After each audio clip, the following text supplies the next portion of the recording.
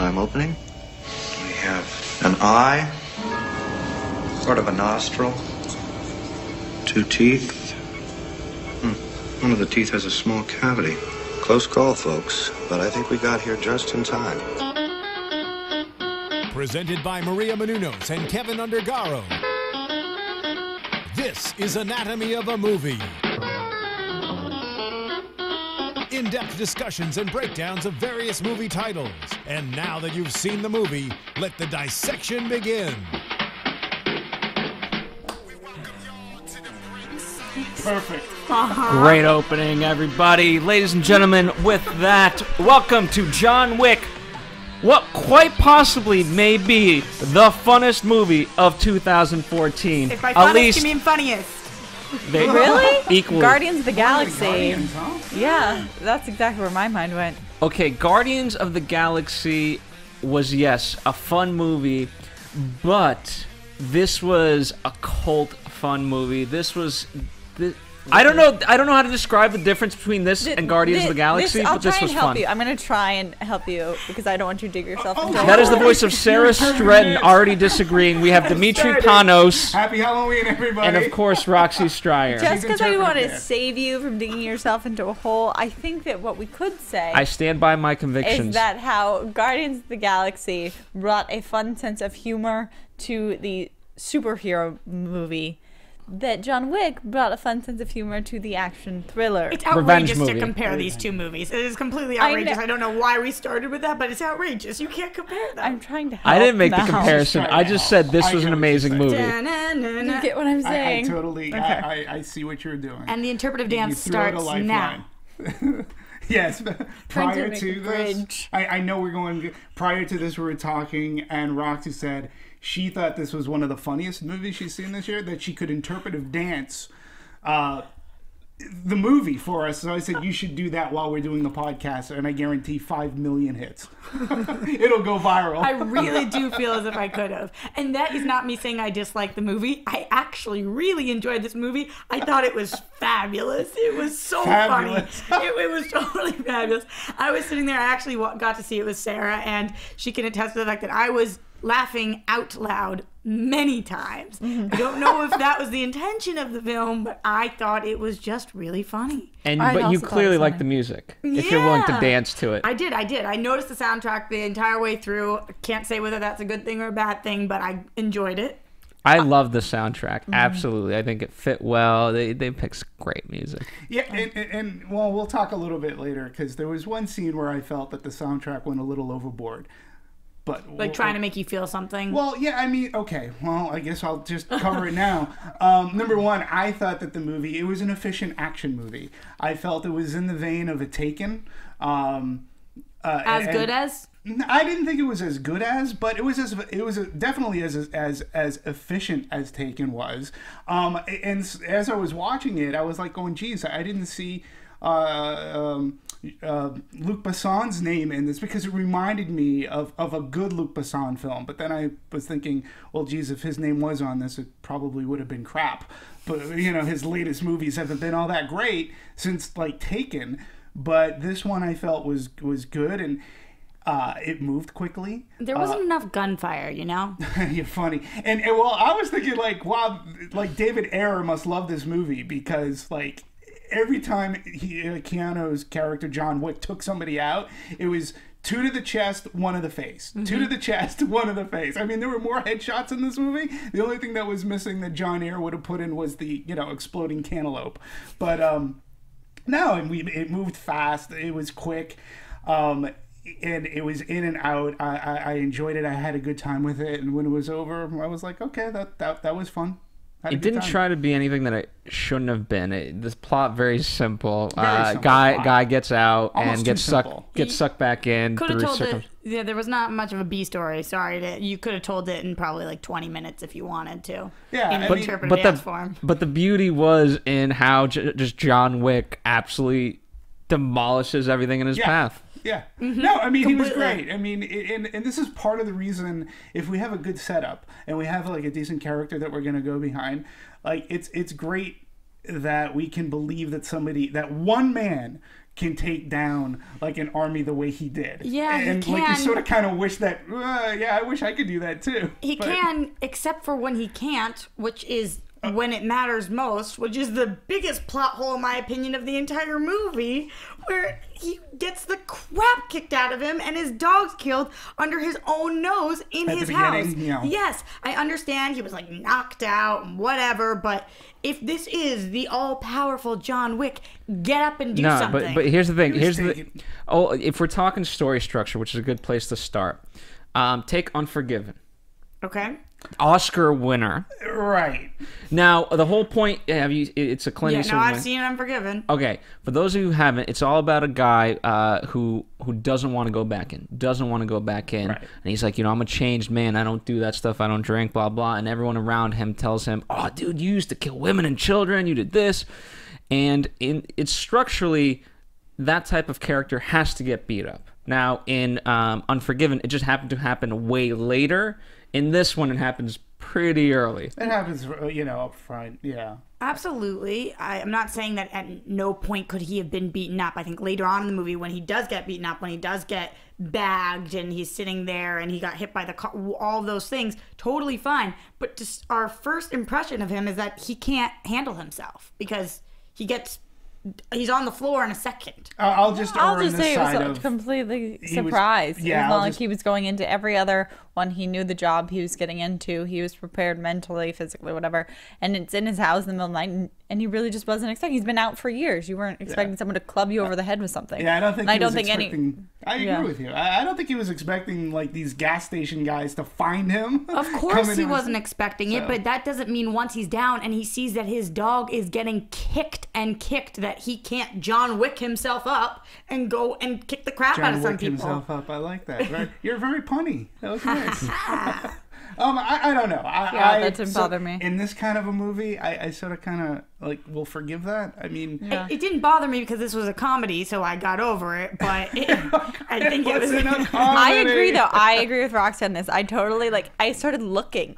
I was looking on Rotten Tomatoes. I was looking on the IMDb page where it would say action thriller. I was just waiting for one of them to say /comedy. I wanted it to be there. Maybe dark comedy. Yeah, no, I mean, again, Comedy. I didn't find it as a comedy. I did take it like a Taken kind of a movie because, in Taken, you also have a guy he's not in that game anymore, but because they take his daughter, he has to come back and he has a certain set of skills that he's going to use against these people. And in this one, John Wick has a certain set of skills and he comes back. And, my only, if I'm going to be nitpicky on this movie, it was like he wasn't with the dog long enough. Like he was with the dog for not even 48 what hours. The dog represents. I get it. You know what? And again, I get Here, it. and here's why I think that switch from it became enjoyable because the first 10 minutes up until the point that he becomes John Wick, the John Wick, we're going through his life and we're left with a lot of questions, right? Not much is answered. We know that his wife died.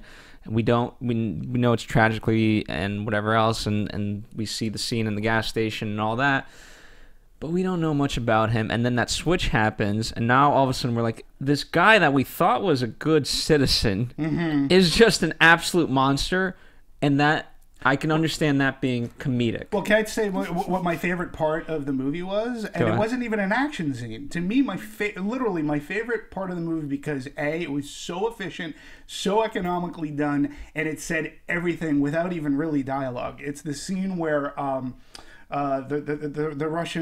head of the Russian mobs calls him up, and this is after the confrontation where John Wick punches him in the face, punches his son in the face. Vigo, and he calls up John Leguizamo. It was a scene where John Leguizamo was like, "Get out of my lot," and he punches him in the face. And John Leguizamo is the front, and he what do you call those people who take in stolen cars and strip them for parts? It's called a chop shop. A chop shop. Yeah, he has like the chop shop. He runs the chop shop for these folks, and John Leguizamo punches our mobster's son in the face.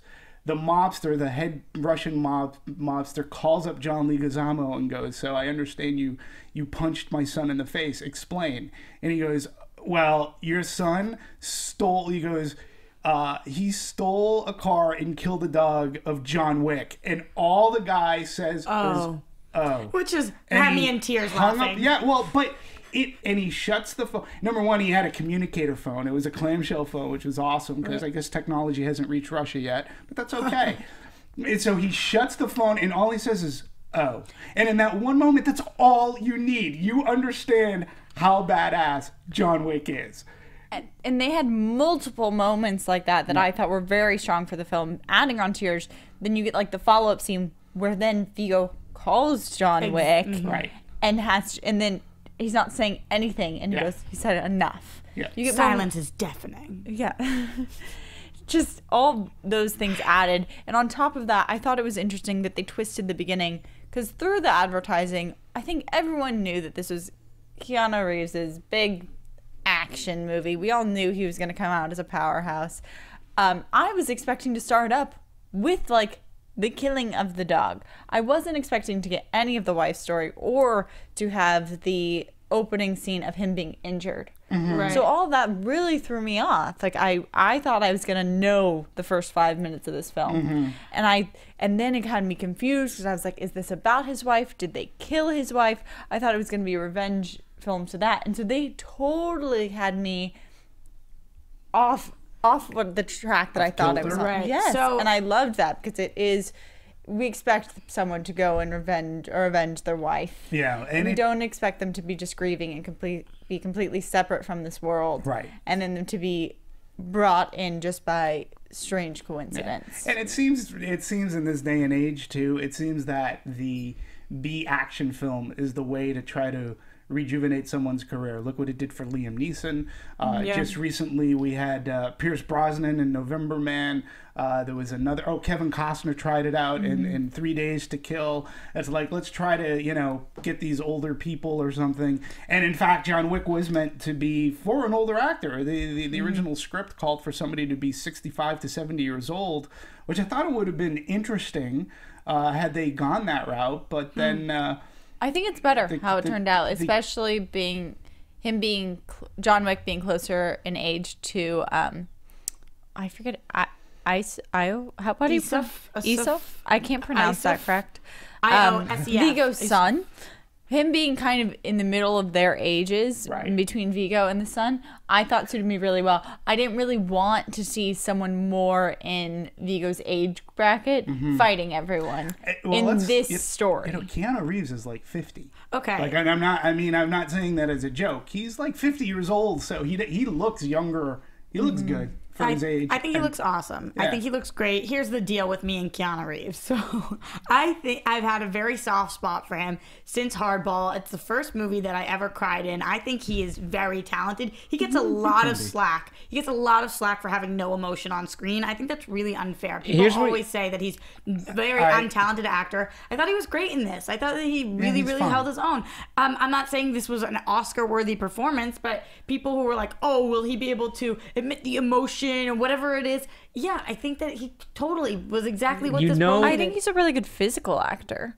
I think that's why I like him in The Matrix so much. It's just he's a really good physical actor. I like to see him in action, and he can do comedy too. I agree. I don't have the same problem as a lot of people do with Keanu, but in this, for what this movie was, he was fine. I think he was. I mean, I see him as John Wick. And by the way, the remnants of Neo, they're not there for me. So they're completely separate. It's great. Fighting.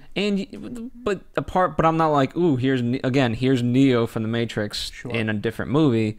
It's John Wick, because everything else around it is contextualized to be like, oh my God, John Wick, not Neo, the one. Blah, and there's blah. been enough years separating the two. And the fighting style's different, and that's how it's obviously and the type of movie, of course. And but for me, you know what you're gonna get out of Keanu Reeves. So if that's the role that you're looking for, cast Keanu Reeves. Which I felt like this was. Yeah. No, and again, the director and the producer, like the two gentlemen who directed the movie, they felt that he was perfect for the role.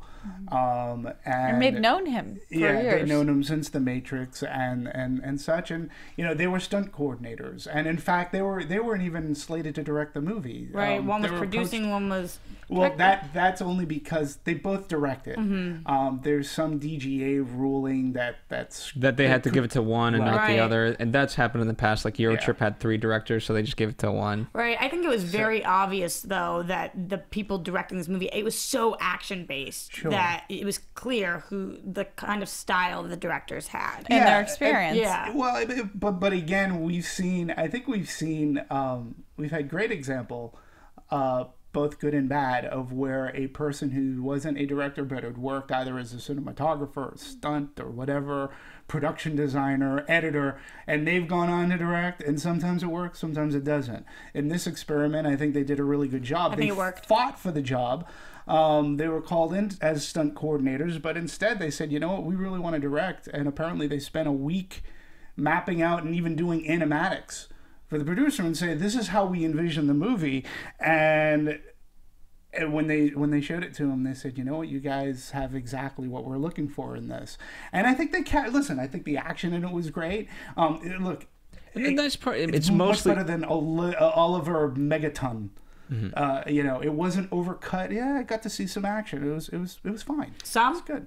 You got to see a little more than some. And that's what I'm saying. There's so much action in this that, you know what, even if they're directing and they need help on certain emotional and dialogue scenes, you can get someone to step in and help them with that, because there's so little of it. Absolutely. And Sarah? I just have to say that I think that true that this was kind of like their debut directing, but they've done not only tons of stunt work, they've also done a ton of second unit work. Like, this wasn't completely new for them, and they're working with actors who they know for years. Yeah. They had a really solid team in between the two of them.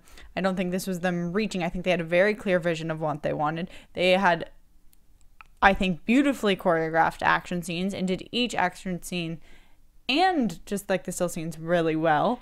I agree. they killed it with location too. Well, New York was a very important part of their, of their palette. They used New York perfectly, and they showed us parts of the city. We that had some looked cool aerial differently. shots. Absolutely, and some nighttime shots, and where that hotel was. It was New York, but it looked different. And I thought that they filmed it, but they used it as a character itself. So yeah, and it wasn't even for like a mob movie. It was not a typical New York mob movie. It was like, I mean, the rules of that hotel, just in general, Awesome. were great. Awesome. Yeah. The gold coins, the gold coins that they never truly explained. They kind of let it carry through the movie, from him opening after he's broken through the cement floor, and you see the gold coins in his gun chest, right? And it kind of they keep reappearing slowly but surely through the whole thing, but they're never fully identified. I thought it was really cool I really that liked way, that. because we see that John Wick has them, then we see that Vigo has them in his thing, and then when we see him use it at the hotel, and then to get into the like nightclubby kind of thing, and then when he asks somebody to babysit Miss Perkins, I don't remember the name of the guy who he asked to babysit, but he says, I'll give you a coin if you're low on coins. So I started realizing, obviously these are something they exchange with, it's important, whatever it is. I didn't need Everest to sit down and be like, here is the purpose of this gold coin. No, it seemed pretty, again, the movie was so efficient that you didn't have to make a wild leap to figure out the coins are currency in this world. And I don't know how they get their coin. Didn't matter. This is what they used to get in. This is what they used. Like they put it in the slot. They probably use it for the toilets too. For all I know, I don't know, because it seems like one coin is extremely valuable. So the fact that John Wick has so many in the beginning, I think you don't understand at first how important that is. But then once you're 3/4 way through the film, it's like a reminder. Oh, in the beginning, he had a ton. I look at them as just stripes. means- Like, you're earning your stripes, but actually you're earning your coins. So every time in my mind, every time someone. you did something, you earned a coin. Yeah. And regarding New York too, they wanted to take a little pseudo Gothic old style New York. That's the way they wanted to approach it and film it, and I think they did. I mean, they did make New York look just a little bit different to us, so that it was almost in a different world, but it was New York City, and it fit the world of John Wick. And it almost reminded me of Neil Gaiman, because he has an ability to kind of transcend that.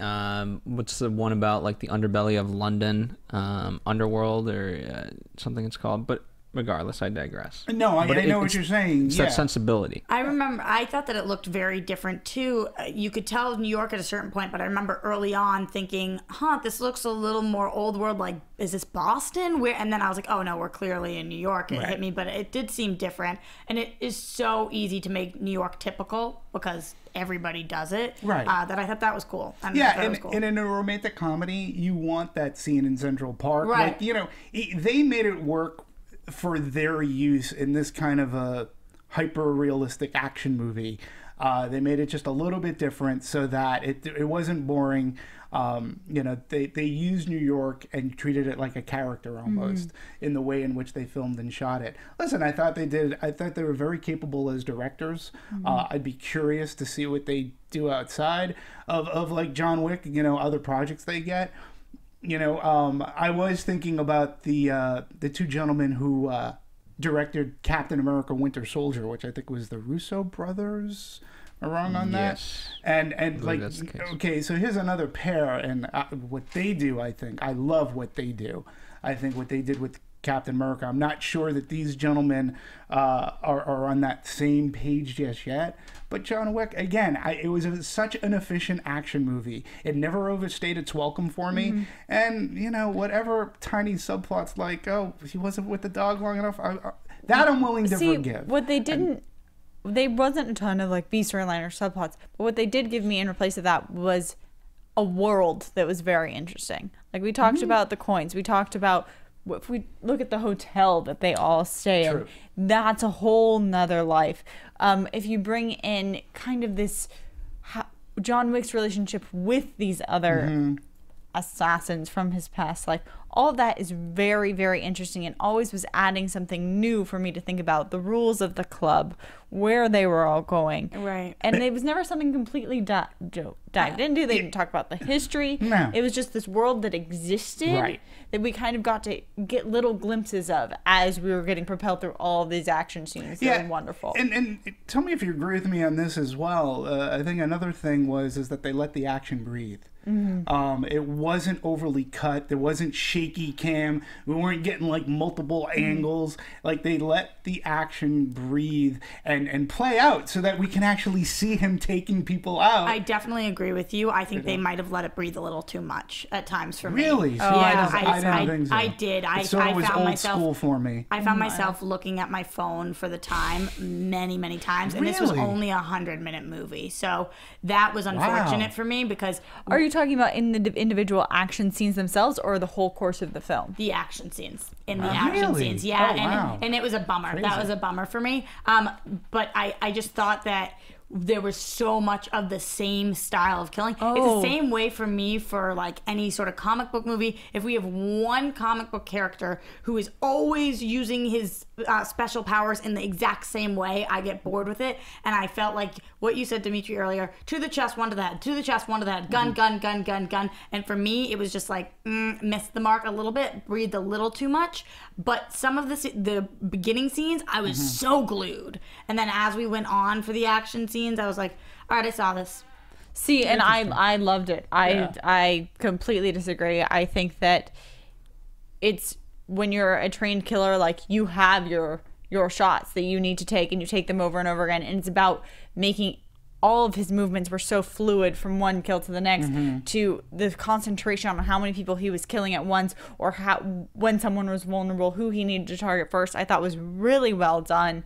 And just like, to me, it mentally made sense. Like each fight scene, like I could see why he was surviving, and it was so calculated. And I loved how long they would stick on it and just let it all happen. They weren't doing a bunch of cuts, and it was steady and it was fluid. I thought that each action scene, I felt like it was new. Oh no, I didn't feel that way at all. It utilized two aspects, I believe. One was, again, as we talked about, location part of it, right? Most of his adversaries were not aware of their full surroundings, and that's what John Wick a lot of times used to an advantage, right? We see a lot of corner stuff, we see, you know, and whatever else, and so he was very aware of how to use his location to his advantage. And part of the reason why you have these longer scenes, to me, I actually like that style. I think most movies now are overcut to such a point that I'm like, I tune out because I'm like, you know what? I know he's gonna get away. I can't tell one from the other anymore. But knowing that Keanu obviously has had so much intense training with the Matrix, this guy can do it. So let's just let him be on screen to show off, because he will. My problem wasn't with him. It wasn't with him at all. I thought that he did it really, really well, and he was believable and awesome. And you're right, the locations did help, and that we were changing spots. We went from the house, and then we had the bath scene and all of those things. It helped, and it wasn't with that I wanted more cuts. It's that I wanted it to be shorter.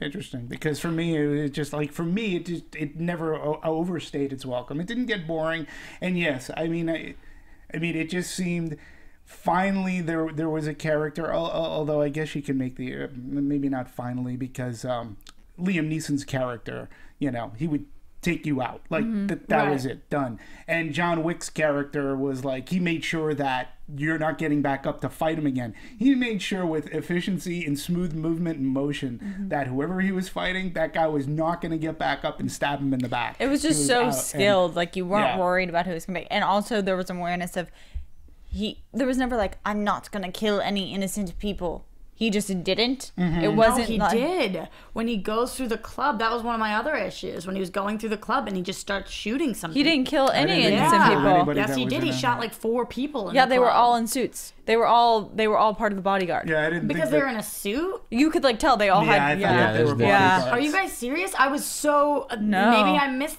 I mean, I just disagree. Didn't think that was clear at all. I totally did. Those are totally bad guys, because they were I'm not talking about when zeroing he's on him. I'm talking about when he's on the dance floor. There was like people dancing, and he shot this one person in the leg. No, it was the guy who was coming towards him. No, not the guy in the leg. It's the person facing the other way, back towards him, not facing him, shot him in the leg.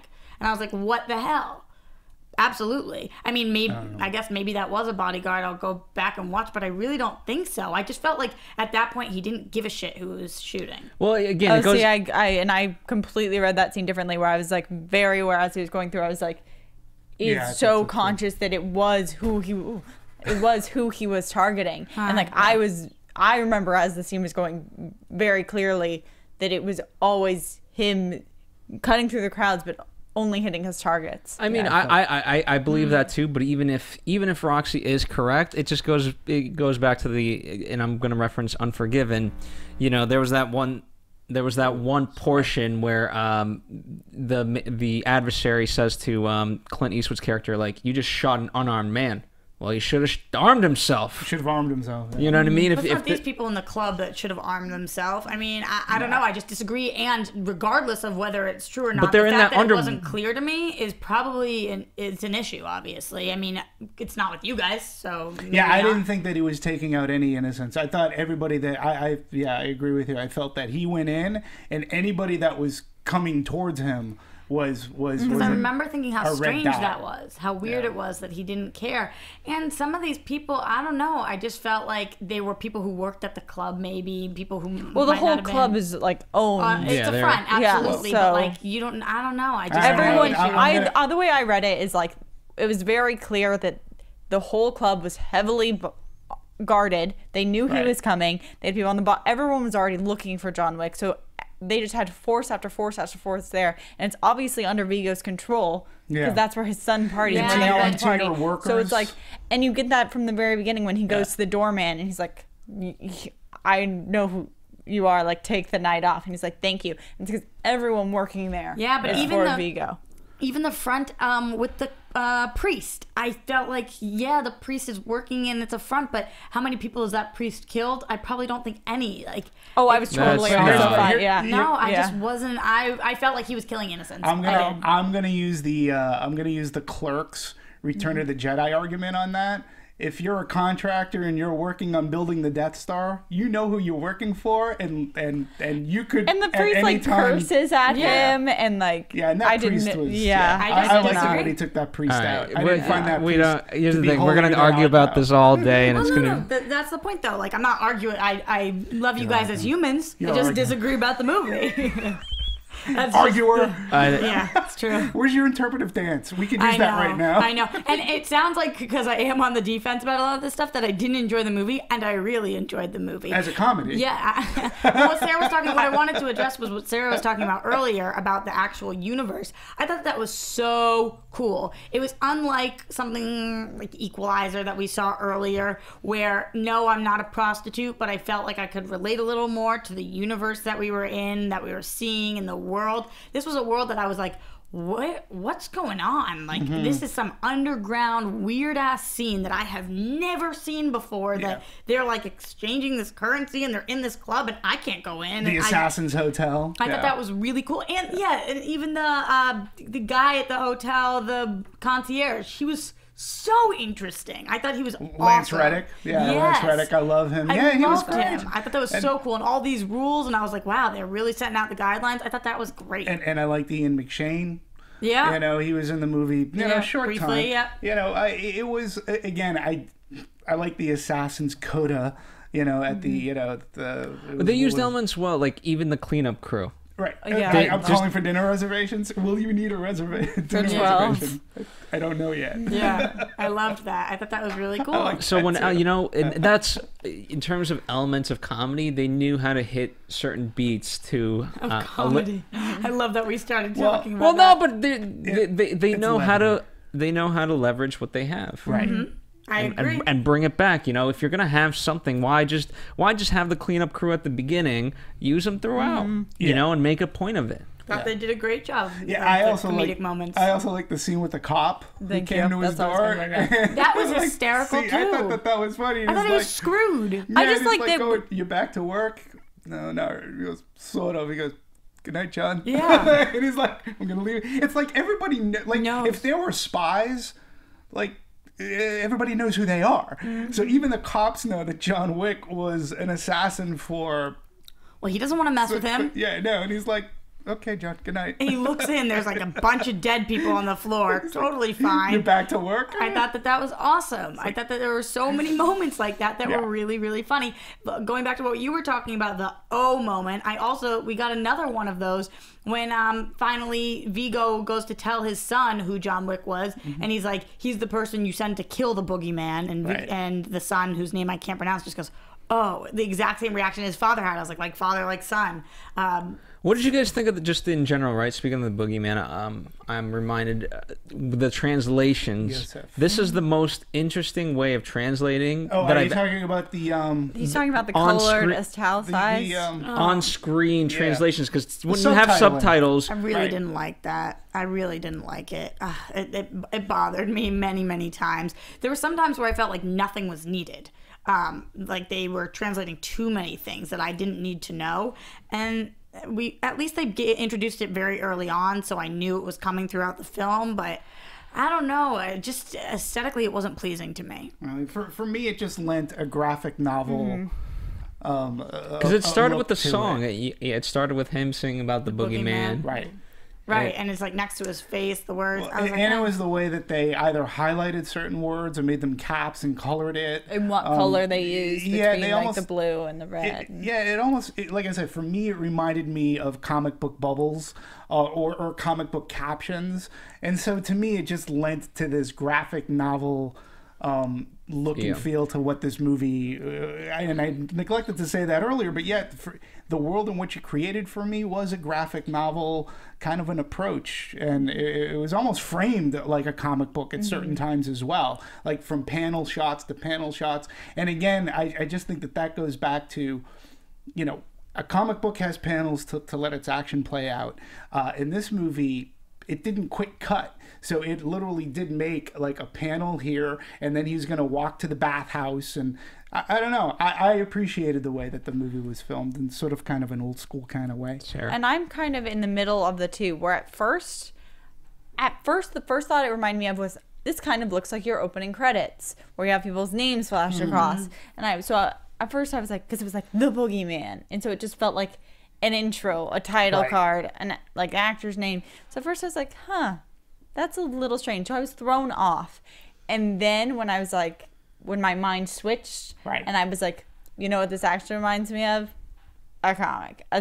It's sort. Then I got into it, but mentally, it took you a while. It took me like a couple times for me to be like, that's what that should remind me of Here's instead of the opening credits. I can appreciate it because I'm so tired a lot of times, and especially if there's no like backdrop against the subtitles, half the time especially if it's white against white, I just be conscious that you're doing this and that you're putting subtitles against something that's very hard to read. So I can at least appreciate the effort that subtitles do not have to be boring to begin with. I agree with that, but I do have to say every single time I was pulled out of the movie. Every single time. Interesting. So it was a bummer for me because it happened a lot.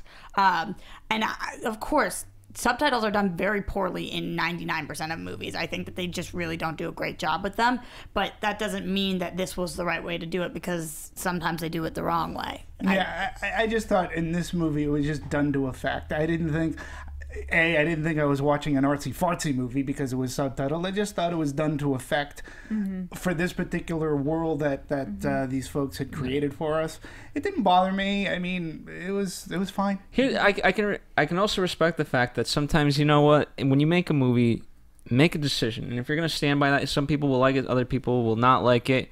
But at least be true. You know, it seems, as we've kind of given examples of this throughout this entire thing, they knew what they wanted. It may not be what everybody wanted, but they wanted that. I definitely think they made some strong choices. I disagreed with some of them. Some of them I agreed with. And some of them I think I interpreted differently than they wanted me to. I appreciate when somebody does make decisions like this. This one didn't work for me. Interesting. Okay. Yeah. Well, I mean, this whole movie, too, was done not in your traditional... not necessarily in your traditional way that a movie was done as well. So, I mean, this was basically a lot of it was done like a sort of kind of like the kind of independent movies they've been doing like 10 years ago, where it reminds Boondock Saints. There's reminiscence of that. Oh, I didn't think of... No, I didn't think of... Well, I was just thinking on this, in the terms of how they financed the movie. Basil Iwanek, I think is... I don't know if I'm pronouncing... He's one of the producers of the film. And basically, it was Lionsgate International. Lionsgate International had picked up the movie, and they sold... They basically sold the foreign rights. Now, that's not necessarily uncommon... where somebody will package a movie, sell the foreign rights. That way you get that money in, and you can put that into your budget and help you market the movie for domestic. What was interesting to me was the fact that, so they got they sold the movie foreign rights. They didn't have a domestic deal until 3 months prior to the release date. And for me personally, I thought that the release date, I thought had they saved this movie for like right after the holidays, like mid-January, going into February, the movie could have been like #1. Like to release it in October, and it did fine. It did about $14 million all in. Opening weekend came in #2 behind Ouija, which was a horror movie in October that was PG-13. That was awful. So, sorry. Yeah, and well, I'm just saying like. I just think that there are so many movies people are seeing right now. I know there's so many different things. People are obsessed with Whiplash. They're obsessed with Birdman. I think we're talking different audiences. No, we're talking different audiences. I'm just saying that people are going to the movies right now. That's Yeah, the point. I It is a agree. time that people are going. People are obsessed with things. People are going, but the box office numbers are not nearly as high as if you're looking at movies that are banking in, what was it, April. Like our top box office movies are opening to 17 million. No, which, we had opening weekend. We had a couple 36 mils coming in. With not a lot Equalizer, for the past. Well, Equalizer. Yeah, but we for did. the past Gun month, Girl. but not in comparison to months like April, or like when you're bringing in like By the 100 way, million. you guys should go to Box Office Breakdown and watch Sara Stretton where she breaks down, and JTE break down the numbers. He's in the booth right now. She is the expert. They know best. Box office. Shameless plug. Well, box office, though, has been down this entire year. I think what's been happening is after coming off of a soft summer, I mentioned this last week when we were talking about rated R adult movies. Here's another rated R action movie that came out. And I mean, 14 million, it's not making any ripples at the box office, but it means that there is still an audience. Look what Gone Girl has done. And will more than likely continue to do so. Mm-hmm. But now we're getting into November, December. That's bigger different, though, movies because are of the coming book. in. Because of a book. Equalizer.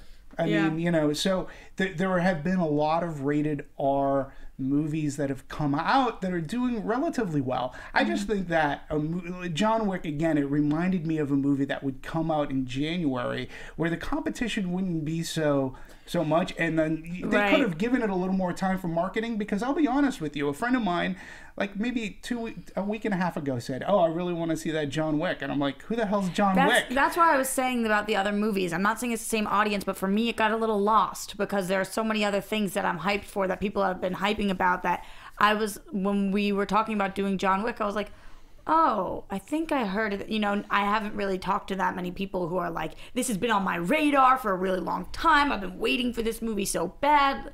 I just haven't talked to that many people about it. I will say, though, that in true form, the trailer to me had me cracking up, man. It sounded like this guy who was a little pissed his dog died, and so he was going to kill everybody. Yeah. That's really what the trailer said to me. Like, oh man, my dog's dead. Kind of what the movie said to me. I mean, it's like I said, a 2-minute trailer could summarize the entire plot of this. Yep. Right. Mm-hmm. The sun pissed me off. And you know what? That was completely fine with me. Yeah, and it worked, and it was part of their goal, and it was part of the writing style, and they made the movie's plot like John Wick's mind, where it's very focused.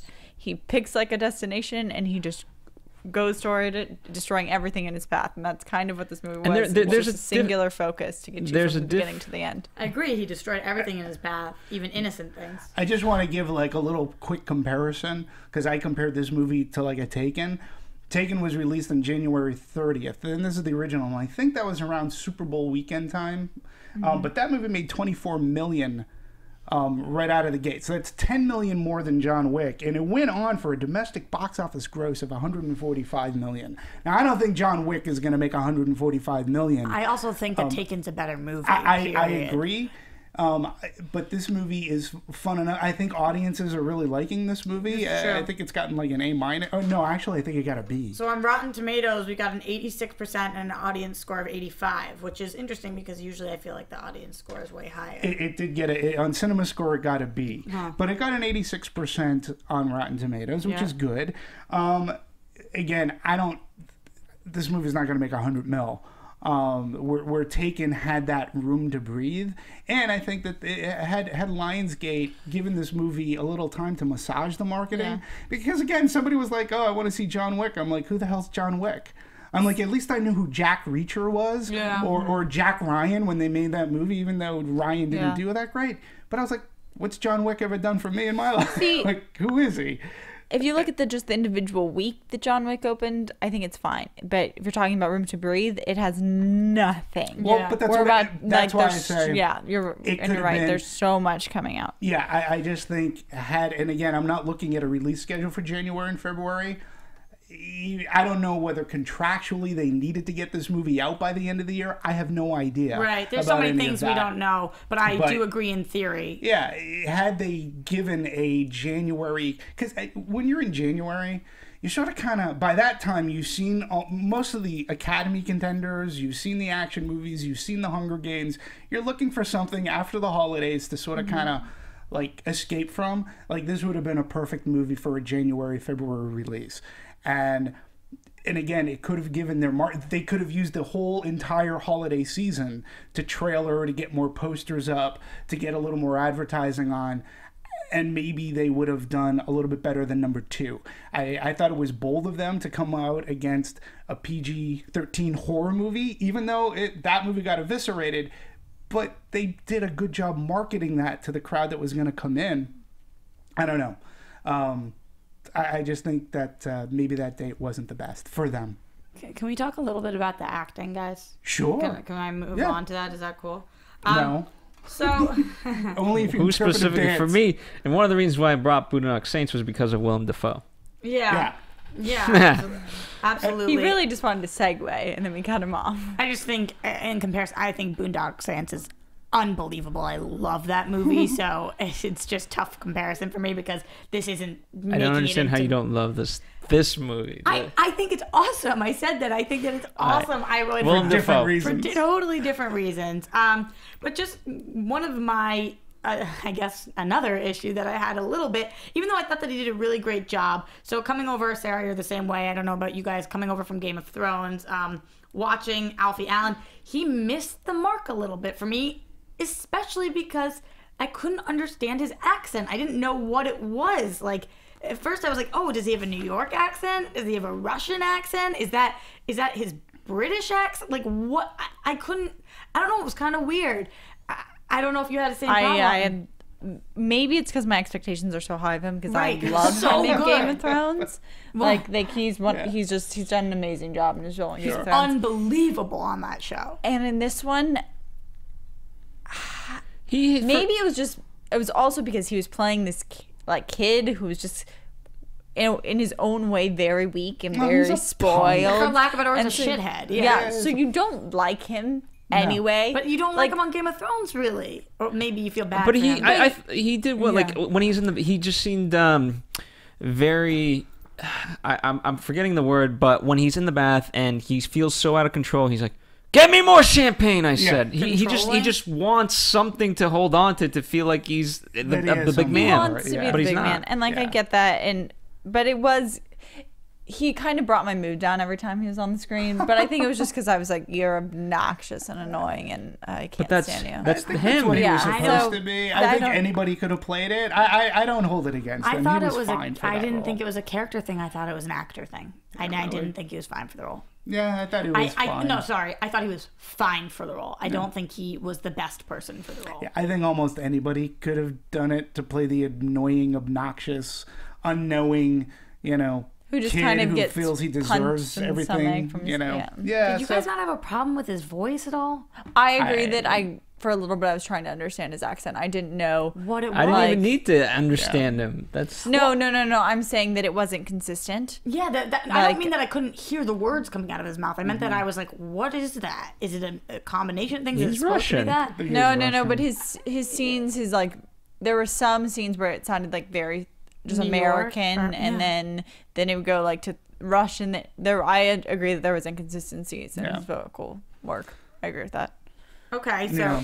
I mean, for me, the cast was fine. You know, the only one that really stuck out to me was Miss Perkins? No, well, I want to talk about Adrian Palicki in a little bit, but was Dean Winters, who's I just remember him as Mayhem in those insurance commercials, and he's also in Absolutely. Oh yeah. my gosh, that And he was just also clicked. in a Hellraiser movie as well, but I he's always in, remember those commercials, and right. the second And I he came saw on him, screen, and I was like, hey, that's Mayhem. it was another giggle for me. Yeah. It was another moment. That's That's and he's unfortunate. 'cause Tina he Fey's did- boyfriend too, in what? That's 30 Rock. Oh yes, yeah. that's true. Yeah, That's true. Tina Fey's. Yep, So I'm like, yep. you know, I it was forgot. fun to see. I was like, oh, that's Mayhem. Yeah. He's gonna cause mayhem in this movie. Yeah, I thought he was good. Yeah, I thought he's he was fine. totally perfectly good. It didn't. It's not like he had that much room to play. Yeah, nobody did really. Yeah. I mean, let's face it. There wasn't Again, any huge arcs going on for anybody. even John Wick did an arc. Right? No, No, not really. no. But he He did got a different transform. dog. He got a different dog. Like almost at the end, in the third act, we did get Almost. a transformation. I can't remember exactly What did he it plays from. transform into? When he's Back sitting to- there in the chair and he gets like this like monster voice, and he's like they keep asking me if I'm coming back, and he's like, I'm back, and he's like, I think it looks like I'm back. I think. and I'm- he's like growling at them. No, I There's mean, a little bit of a shift there. I don't know if it's an arc. It was a 0 to 60 kind of moment. That's what I'm saying. It was a flip. When his dog gets killed, that was the first 0 to 60. I mean, sure, if you want to try to argue maybe that it's more of like a a peak than a arc, but whatever, that's fine. Rush of adrenaline. As John Comfort would say, there is no arc to John Wick. The only other person that I would say maybe had an arc, although you wouldn't even call it that, you would just say took us for a ride and we were confused about who he was for a second, was William Dafoe's character, who we thought was after him and really is on his team. So I don't know. That's not an arc. That's just... but maybe he actually was going the other way for a second and then he changed his mind. I don't think he actually did that, but I think somebody could argue that he did. If by arc you mean transformation, then yes, everybody who died arced. They transform from live to dead. I didn't. And I like thousands of arcs. I like seeing Willem Dafoe in this. Yeah, Willem Dafoe is Michael, always talented on screen. Michael Nyqvist, I believe is how you pronounce his name. Now, I've been a fan of this guy. How do you say it? I can't get it. I believe it's Nyqvist. He, and if you haven't seen it, I strongly recommend you see the Swedish version of the Girl with the Dragon Tattoo series, the 3 movies. He played Blomkvist, as opposed, to... what's her name? Salander. So, and he was great as Blomkvist. And I'll always that's picture the him. Daniel Craig character. The Daniel Craig and the David Fincher movie, right? Got it. So that's what I always see him as. It's interesting, to see him. It seems like the roles that he's played as coming into the States is he's always a villain in one way, shape, or form. He enjoys that. Yeah. In an interview, he mentioned that he was like. He played Romeo and Romeo and Juliet and found it so boring, and then he played Mercutio and just had so much fun. And that's cool. I like when you know yourself as an actor and what you enjoy. He just enjoys. Yeah, he was a villain. He was a villain in a Bond movie. I liked his chemistry with Keanu Reeves. I thought that it was cool. The back and forth. I thought that they matched well together. Yeah, and you could tell that there was sort of. For the characters had some semblance of a history and maybe a respect. Keanu Reeves was fine. Now, Adrian Palicki, I'm going to do something. I'm going to do a 6 degrees of separation between this movie and Marvel's Agents of S.H.I.E.L.D. Cool. Now, Adrian TV Palicki, the television show. Now, she is now in, I believe she's a regular in Agents of S.H.I.E.L.D. Big fan of. Now, big fan of her, the show, and now I'm becoming a fan of her. She was. I think that there was a raw deal going on because there was much made that she was Wonder Woman, and then there was much ado made about her being Wonder Woman, about her costume and all this stuff. And this was the David E. Kelly Wonder Woman television show, and they made the pilot. And then it just never went to series, period. So all that buzz got killed. She got a ton of press for like 5 minutes and then was more or less gone. So I'm glad to see that she's working. Now, in John Wick, there is a scene, we were talking about it, where she was handcuffed. Where she pops her thumb out? Yeah, where she pops her thumb out. Okay. So she pops her thumb out and, she gets free of the handcuffs. So the other night I'm watching Marvel's Agent of S.H.I.E.L.D., and they have this character, Ward, who's in there, and he's handcuffed, and then he pops his thumb out. I'm like going, where did I just see this? I said, oh, Adrian Palicki just did that in John Wick. I'm going, wait, and she's in this show too. I wonder if that was her idea. It was because he popped his thumb out to get out of his handcuffs. I bet that was filmed post, but yeah. It was just one of those weird... coincidences, and I was like, that's funny. And then she's in both of them. I think she's awesome. She's great. I loved Friday Night Lights. Obviously, I'm a huge TV junkie. I think she's really cool, and I think she's unique looking and beautiful, and she's got that cool birthmark or whatever. I just think that she was pretty badass in this too. And then I was happy. This sounds mean, but I was happy to see her get murdered. Well, she messed up the rules. Well, she messed up the rules, but I was like going, really? You're gonna show up to that? You're smarter than that, aren't you? If the guy from the hotel is calling you and saying, you need to be somewhere, you know that you broke the rules and you willingly did it. It's like, oh yeah, I'm going to show up. You probably offered her money. She was for hire. Yeah. Always. I thought she did a good job. Yeah, I thought she was good too. And John Leguizamo, I actually thought we were going to see more of him in the movie. I thought so too. It was fine, and we already talked about Lance Reddick as the who I thought we were going to see more of in the movie. And who's the gentleman? The gentleman that played. I swear, the gentleman that played the cleanup guy. Okay, I swear he was Scorpion in Dirty Harry. I'm willing to bet. No. David Kelly, I think is his name. David Patrick Kelly. David Patrick Kelly. No, he wasn't. He was in Dreamscape. I remember him in Dreamscape as being a villain. He's been in a ton of movies. Oh, and he yeah, I played the remember. cleanup. I remember during the movie thinking like, oh my God, this guy, how do I know him? And then I realized it was from Gossip Girl, but... Oh, okay. See, he was also in Last Totally Man Standing with with Bruce Willis. Yeah. But you know me, Sarah, Gossip Girl, throwback. Yeah, but he was great. I thought we were going to see a little more of him, too. I thought he was, every time he came in, you knew exactly what he was here there for, so that was cool. Yeah, I liked how they cleaned up his house. Yeah.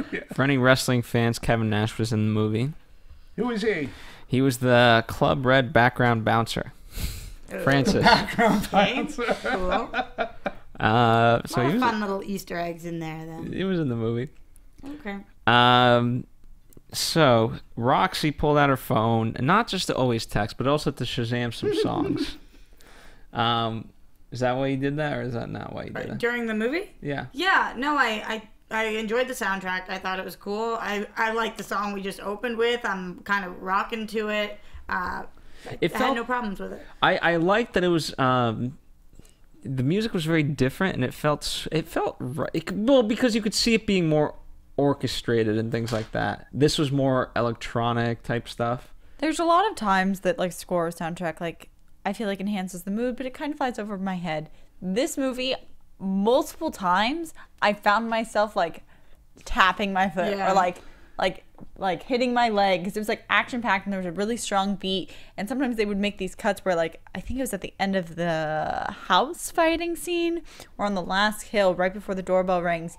It just kind of like it goes from this really loud music just to like there's like two beats and it just cuts and it goes to silence. And so it was like constantly, it was one of those films where the soundtrack was getting me amped up. I was tapping along. I was like kind of rocking out, and I liked how they used it. And see, for me, there was just one scene where I felt they went overboard on. And that was a scene where where Wick walks into sort of kind of that speakeasy-ish lounge. And they had, apparently they looked like jazz type musicians on stage with a vocalist, and whatever was going on, I felt I wanted to hear that because I thought that would have been a perfect juxtapositioning for the action that was going to happen, other than the hardcore. Okay. That was just my one. Because as I'm watching it and I'm seeing this vocalist like belt out this and you're jazz wanting to know what and she's I'm like saying. going, well, it wasn't just that. I just thought that it would have been better to if you're in a nightclub and you have just don't play your score music over the music that's already taking place. But there's practical music. Use the practical music. Yeah, use the practical music. Diegetic, as they say. I like that word. It's I mean, that's the word to use. I have to go back to David Patrick Kelly. He was also in 48 Hours. That's the movie. But also Luther. Gossip Girl. He was in Gossip Girl. Primarily in Gossip Girl. That's what he's really known for. He was Luther. Hey, Luther, that car door looked awful painful. I have to say, guys, I just find this funny. I wonder if you guys too. I'm on IMDb right now, and I'm looking at frequently asked questions for John Wick, and there's only one, and it's, what's the big deal about his dog? Many people ask. See, well, and that's funny because we brought that up. And I've heard that. People have here's the thing. It was a cute dog. It was so cute. I wanted to get a beagle. Here's the problem. People who like dogs, and they really like dogs, like I know my friend Stefan, you know Stefan, he took his date, and she was crying because she just loves dogs. So if you love dogs, you will have that instant connection, and any harm to a dog, even though obviously it's not actual harm to a dog in real life, you're going to get emotional for it. If you don't really care about dogs, yes, you will think, well, what's the big deal? I don't know. I mean, he took vendetta against like all of Mother Russia, it seemed, because of this. And I get it. It was, again, I said this from the start. It's an efficient movie. I just wish he'd had it more than a day and a half. I don't know. It was just it was his hope. Yeah. I thought it was totally appropriate. Yeah, and they took his car. Yeah. His car and his hope. Listen, here's the thing. They got back in. He didn't want to. He had a life. He had his things, I get it. and they went into his world and they messed with him. Yeah, no, They I beat get him it. up. They kicked his dog. It was from his wife. This is what the person, I think they describe it perfectly on here. BJ Cool says, the thing you have to realize is the dog was a gift from his wife to give him something to love to keep him grounded. Psychologically, he was grieving for his wife by loving the dog. When his dog dies, it's like his wife dying all over again. He couldn't save her or blame anyone for her death, but he could for his dog. I don't listen, I'm not disagreeing with anything that you're saying. I'm just saying if you want to be nitpicky, that's one thing you can be nitpicky. It didn't bother me. It wasn't like, ugh, there's not enough, because you go along for the ride in this movie. You know what? You're not looking Go for, tell John Wick that you didn't like that he got all upset that his dog. Well, we already Two to saw the what chest, one happened. to the head. Oh, would you just go interpretive dance? All right. So, you know, Before this gets out of... No, and again, I think, look, I think the approach in filmmaking on this movie was worked great. I think for what this movie is, it's a B action movie. I mean, are we in agreement on this? Like, this isn't. I think this is a B action movie. Much the way just have to Taken call it a was, comedy. you know? I can't help it. Okay, but can you agree that there's action? I agree. It's I agree. It's Okay. like a Luc Besson. I agree. Like when he was in, on his game, and I'm telling you, Luc Besson should hire these two guys to direct this movie, because I think they're far better directors than the people that he's choosing to direct. I am produced curious. movies. I'm curious though. Back to something you said earlier. If this had been, if they stuck with a 65 to 70-year-old man, who do you guys think would have been cast or could have been cast? He cast Newman while he was writing it, but obviously that wasn't going to work out. Newman. Dead. Oh, Paul Newman? Yeah, Oh, that's who he had in mind while he was Oh. writing. The writer, oftentimes, he says that he pictures older actors from like black and white movies as who he is writing for. So he doesn't really write with current actors in mind. And so he had Paul Newman Well, he said in mind. That's obviously he said that for all the roles, he always thinks of dead people, which is unfortunate for him because it's They're not never gonna gonna really play work him. for casting. But I mean, who alive do you think could have? I was thinking about that on my way over here. So I knew you were. I thought I'd set you up for as it I was then. driving on, and I was thinking this, it could have been a Bruce Willis. A Harrison Ford, I think, could have been, because he's 70, and, but he's still fit and in shape. And, if Harrison Ford's career was really, really in the toilet, which he sort of kind of has a revival right now, he might have considered something like this. Bruce Willis, he already had Red, so he wouldn't have taken it. But I was thinking of people like even a Gary Oldman. But you need somebody who's physical. Like, I wouldn't like to You see need Schwarzenegger. someone who you just really believe is going to actually love the dog. Well, and be able to handle the action. So What about? I mean, he's older, but like a Clint Eastwood. What do we think about that? I think it's too old, I think. Too old? Yeah.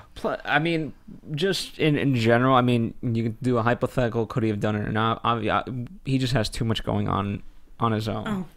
So, Fair enough. Yeah. No, He's like, I mean, I'm not producing, directing, and starring in it. Can't do it. Yeah, no, but Right? I just think that the action would have been like, even this could have been a good vehicle for Kevin Costner as well, or even we got Pierce Brosnan in November Man, so but it would have been a completely different Kurt Russell. Thank you, JT. Kurt Russell would have been perfect for this role. But I also think that the action would have been filmed differently. It wouldn't have been as so Bourne-ish and hand to hand, only because look, I know these guys are fit, but the limitation of the physicality. I mean, this is a very physical movie, and Keanu apparently did 90% of his stunts, from That's what he fighting says. to driving. Well, even the director said, Yeah. and Adrian Palicki had said, "Oh my God, he could take so much abuse." I think he's It was badass. crazy. Yeah. I think he's awesome. And I think sometimes, you just can't watch an actor hold a gun. You're like,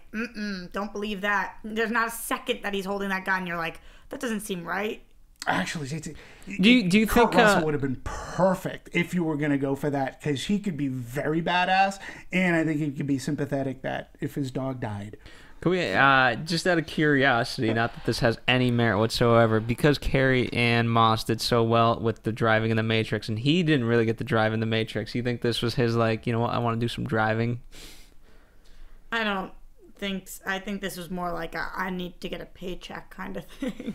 Yeah, but you didn't have to do that many of your own stunts to get that paycheck. I think he just likes doing the stunts. Yeah, I think he's an adrenaline junkie. I think if he just wanted to do a paycheck, he'd be like, all right, what's the minimal amount of work that you guys need me to do? No, I mean in terms of signing on to a movie that he knew that this was part of the deal for. I just think that some actors like to do things themselves, and it definitely makes the editing process easier. And you don't need to worry about whether you're seeing a face or not, whatever it is. So here's what I like. Keanu, that's great. Keanu off screen really gets behind the creative process. Mm-hmm. Like if you watch all of his behind the scenes interviews and things like that, he's quite a passionate man. I just lost it when G Baby died. That's my hardball reference. Okay. Well, the other thing we haven't really talked about, the other thing that this movie used very economically was special effects shots. I mean, I'm sure they were in there, but it didn't rely on them it didn't seem to rely on them a lot for our action sequences. Yeah. Like they actually seemed to be choreographed out and in a way that they didn't have to digitally enhance somebody flying through a wall or. And I think they used lighting well. Yeah, absolutely. Obviously, the more light you have, the worse it becomes to take stuff out. Yeah, I agree with that. I mean, Phil, you're the one who told us that it was a $20,000 budget or something, right? Did I get not 20,000? Sorry. No, 20 million. 20 million. Sorry, 20 million budget. I would that if this movie was made for 20K. Like, find me these directors. I'm hiring them right now. Sorry, $20 to $25 million budget. I think you said that. So they had to be economical with the lighting and who they used for stunts, whatever it is. Yeah, they didn't really have a choice. And being that, again, the familiarity that Reeves had with these guys as stunt coordinators, it was easy for them to work with him because they could work out what they wanted for a shot. I also thought the movie was edited well. This Elizabeth Rollo-Statter, I probably just butchered her name, so I apologize. But I mean, she worked on like Contraband, and so she's worked on some movies similar to this. Like Contraband, I would put as sort of kind of outside of Mark Wahlberg. It's sort of a B action movie. The movie was very well paced for me. I didn't look at my watch, in the 98 minutes that it was runtime, and when it was done, I was like, oh, okay, that was fine. If I'm going to compare it to Taken had a much more emotional tether to it because it was this guy's daughter that was kidnapped, and for him being the bodyguard to this singer at the time, his daughter's being kidnapped by these, I think they're Russian again too, these Russian thugs or Ukrainian thugs. There was a little bit more of an emotional tether set up for Taken. This movie for me, just like we see the wife, he had this life, Doug gets killed, we're off to the races. Yeah, it was pretty quick. I mean, I'm just gonna task any filmmaker who's listening out there: make a revenge movie with the female character. You want to make a different movie? They tried. It was called Colombiana. Yeah, well, make it better. Make it better. What do we think is next for There's Keanu? a TV show, Revenge.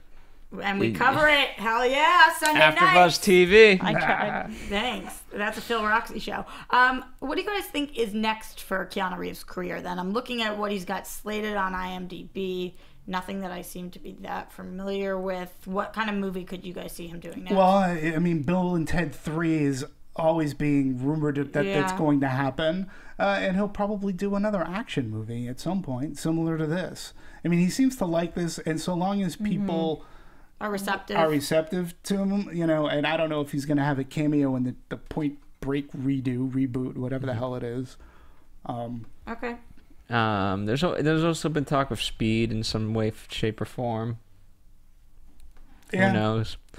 But more importantly, Rox, what about the directors? I mean, we've kind of talked about what they could get into, but why Rox? Why Rox? What about the directors? You posed the question. I'm only going along with it. Oh, you mean where they can go next? Yeah. I think this is clearly their forte, action. And that's not to say that they can't do other things, because I hate pigeonholing people based off of one event. But it seems like from the things that they have AD'd and worked on in the past that they really like to do action. More movies like this until they get to do movies like Equalizer. I would love to see I would love to see him do that Neil Gaiman book about London above ground and underworld. Mm-hmm. I think this, I don't know who I only say that because obviously it's a pre-existing entity. I'm not going to make up one for them right now. Right. Why not? You should write something for them. Revenge movie, sure. Clint Well, Eastwood, they John have- Wick get together. I think that in their next movie, they have to, you can never kill less people. So I think they shot between 82 and 95 people in this film. So next like movie, more. I don't know, 150 body count. We'll Sounds see. like a war movie. Which, to me. but by the way, There we that go. on a separate note, the fact of adding in more every kind of sequence is there was a big article, I forget where it is, but just in superhero movies in general, how that's not always a good thing. So just a heads up. What was Well, I was coming up with my theory. I think war movie. There you go. They're great at that. What are the name of the brothers that did Wachowski brothers. not the Wachowski brothers? They did that Johnny Depp movie based off of a graphic the novel. Coen. No, not the Coen brothers. Oh, they did I'm the trying to look up Johnny Depp. what movie? What's the It was movie? the movie that JT, Johnny- what do you got JT? from the booth over there? The Johnny Depp movie based off of a graphic novel, and it was two brothers that directed it. I could see them sort of kind of going Johnny down. Depp film? Yeah. Well, one thing I can give you. He played the private investigator. It was Jack the Ripper. There's a Oh, Jack you're the talking Ripper story. From Hell. From Hell. From the Hughes brothers. The Hughes brothers. Thank There you you very go. much. Thank That's you, who I was JT. looking I knew for. I could get it out of you. Also, real quick, Keanu Reeves just signed on to star in a sci-fi action film called Replicas. Good job, Demetri. Predictions. Replica. right Good on job, time. JTE. Coming up for us in the clutch. Thank you. So I mean, I see them. They could potentially go down like the Hughes brothers route. I mean, they have a visual style. They may not use slow mo like the Hughes brothers, and they may not be as artsy fartsy. But in an action movie like this, for me, I just wanted to move. And I think we've seen better action movies because again, the other movie I was thinking about was Nonstop, which we've done. And Nonstop, I thought was a better movie too, but this movie was just fun. Like there was nothing. But Nonstop, you kind of just had to turn your brain off. This one, movie you did too. yes, Totally. but you could get sucked in visually and through the artifice of like the music and the poetry of the shots. There was a difference to me. Okay. So. Seems like we all enjoyed it a thorough amount, though. Yeah, I mean, it's again, it didn't suck. It didn't make me It didn't angry. make you It angry. didn't I make me love when angry. movies don't make you angry. me You know too. what? That I you put that really on too many liked movie it. posters. You got to get a better quote. It didn't suck, Demetri suck. Panos. It didn't suck. Yeah, I mean, it's not that I didn't hate this movie. Like I said, I found it to be a very efficient action movie. It was in, it was out. It told a very simple story. It was directed really well, paced very well. I didn't have a problem with the acting. You know, Sara come on. Stretton, last thoughts. Really enjoyed this movie. Loved the combination of just very fluid action. There was a puppy, and it made me laugh. So I was thoroughly enjoyed it. And Roxy Striar, dare I ask, last thoughts? Oh no, it was good. was a It was. puppy I and thought a it was funny. It was good. I'm kind of surprised how much Sarah liked it, but that's how I feel. All right. And, of course, you know my thoughts. You know what? Hate me or love me, this was one of my... You guys should see my top list for 2014 because this is definitely on there. I don't know why. I was just good. Top 10 or top? Top movies of 2014. I don't have a many- top We'll 10. come up with the top list in December for each of us. Indeed. Thank you guys for listening as always. For more interpretive dance by Roxy Striar, follow her on Twitter and Instagram at Roxy Striar. Sara Stretton can be found on Box Office Breakdown every Monday. So definitely check that out. And Demetri Panos, well, you still have a Twitter. I still have a Twitter, and every now and then I check it. Hey, JT was one of my biggest fans yesterday. We were What's the handle? At D Movies as opposed to B Movies, so it's at D Movies 1701. There you So go. there you go, and happy Halloween, everybody! All right. All Thank you. treats with this panel. Thank you guys for listening. We'll be back for another movie very soon and more interpretive dance. Roxy Striar. JT, why you keep turning off the music? Keep messing with me. We'll see you here next time. It was a dance. Bye. Part of the dance.